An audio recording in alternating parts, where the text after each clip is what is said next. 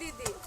हमरा बड़ डर लगे माटी कोरी छी दोसर के खेत में से ऐती तो झगड़ा नहीं करते आई रे जानती तब ना झगड़ा करते बिना जानले में झगड़ा कर लेते उ सब जानते होती से घरे से टुकुर टुकुर ताकै है जे फलने आदमी माटी उठाबी है आई केना नहीं जान जीते देखियो तो अब दूर के माटी कोरल कि मागे आरो कोरबे एक ट्रैक्टर भ जितै देखो छी कोदारी एकटे कोदारी में एला काट के गाड़ देब हां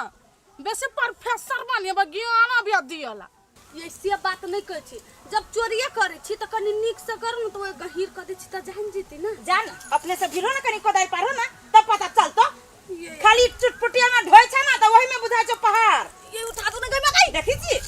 इहो नहीं उठे खाई है भैया के थरिया का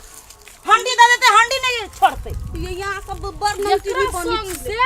नहीं ढौया निकली है या नहीं मेहनत में हिस्सा कई है दूर पूरा लत गोबरी भ गेल है कि जाने गेले बुढ़िया के केना रही पुत्तो पसंद पड़ गेले लत गोबरी कहां के हे